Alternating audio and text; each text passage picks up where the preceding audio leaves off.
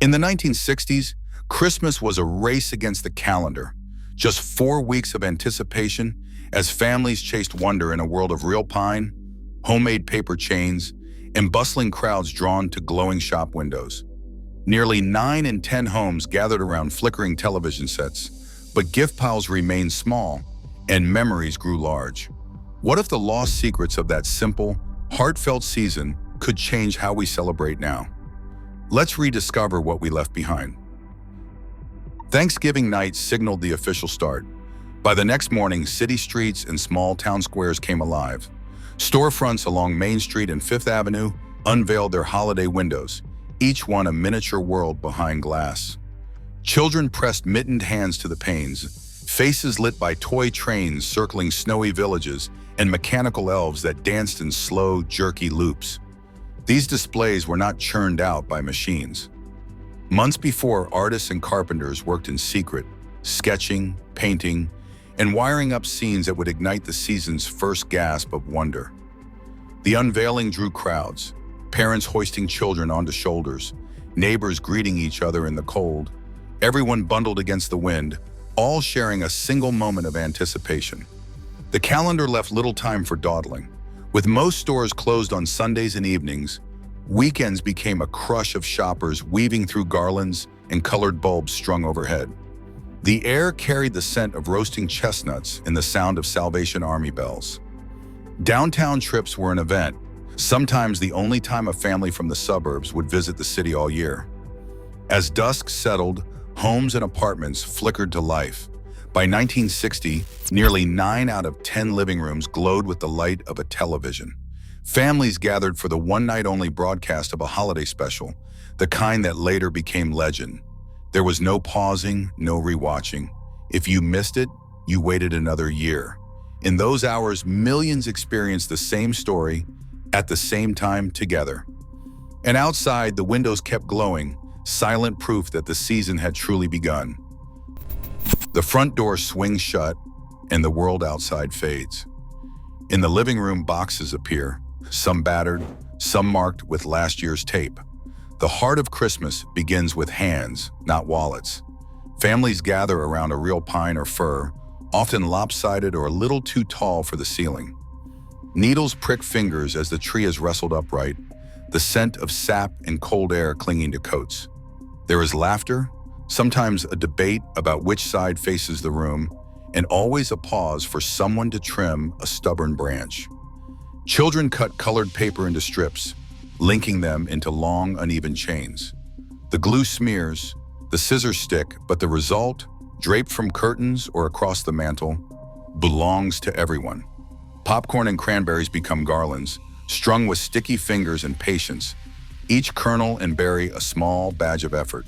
Salt dough ornaments from school, tinfoil stars, and felt angels, some missing a wing, find their place on crowded branches.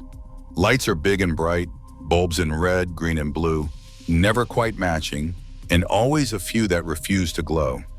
In some homes, the future arrived in a box, aluminum trees first sold in 1959 and peaking by the middle of the decade. Shiny and symmetrical, they spun gently as a color wheel bathed the branches in shifting light. To some, they promised modern style. No needles to sweep, no sap to stain the carpet. To others, they felt cold, a little too perfect, missing the mess that made the holiday real. But whether the tree was silver or green, the real treasure, cherished, was the time spent together. Every handmade touch, a quiet reminder that effort, not expense, is what filled the house with warmth. December brought a surge of envelopes, each one carrying a small piece of someone's holiday spirit. Across the country, mailboxes filled to bursting with cards, snow-dusted churches, angels in gold foil, scenes of home and hearth. By the mid-1960s, billions of Christmas cards traveled these routes every year, a tidal wave of paper and ink that turned the post office into the season's busiest crossroads. For postal carriers, December meant heavier sacks and longer days. In towns blanketed by snow, they switched to sleds or carts, boots crunching through drifts to reach every porch. Some families left cocoa or cookies at the door, a silent thank you for the effort. These deliveries were not just about mail, they connected neighbors, cousins, old friends, and even the distant aunt you only saw in summer. Inside, cards were strung up along mantels and doorways, brightening rooms with their colors and handwritten notes. Each one was a reminder that someone, somewhere had paused to remember you. The ritual was as much about sending as receiving. Sitting at the kitchen table, pen in hand, people thought of names, recalled stories, and made sure no one was left out.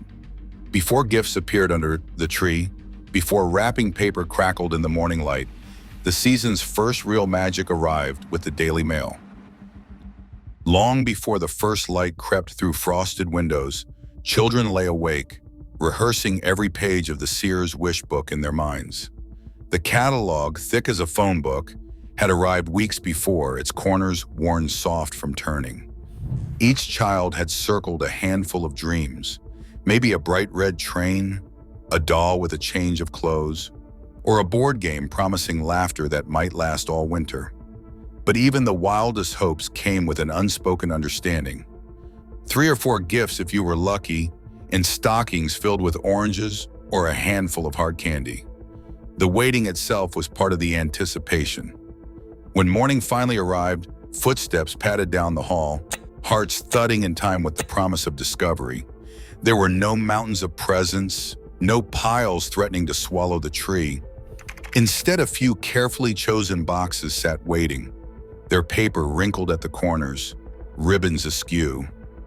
The joy was in the slow unwrapping, the gasp when the train's engine gleamed, the careful inspection of a new doll, the clatter of dice tumbling onto a fresh board. Some gifts sparked whole worlds, a set of blocks becoming a castle, a sled transforming the backyard into an adventure.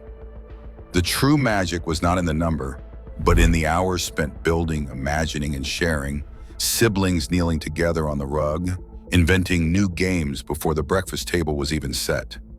In that moment, the waiting was over, replaced by a kind of happiness that lingered long after the last scrap of paper had been cleared away.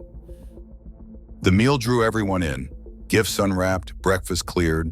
The dining table became the heart of the day. Grandparents, parents, and children all took their places, each seat chosen years ago and rarely changed. The good china came out, along with cloth napkins folded just so. Even the youngest wore their Sunday best, collars stiff, hair combed, shoes polished. There was a hush as platters arrived. A roaster ham sat at the center, surrounded by bowls of mashed potatoes, candied yams, and casseroles that only appeared once a year. Each dish carried a story. Grandma's stuffing, never quite the same outside her hands. Aunt Ruth's cranberry relish, the recipe whispered but never written down. For a few hours, arguments and age differences faded. Teenagers passed roles to little cousins. Grown-ups poured coffee and remembered their own childhood seats at the table. The meal was more than food. It was a quiet agreement that, for this day, everyone belonged. The effort behind every detail, ironed linens, polished silver, recipes prepared days in advance, became its own kind of gift, unspoken but deeply felt. After the meal, coats and scarves reappear. Front doors open to the hush of evening, breath curling in the cold. Small groups gather at the curb, neighbors, cousins, friends from school, each holding a dog-eared songbook or just humming along from memory. Caroling is not a performance, it is a ritual.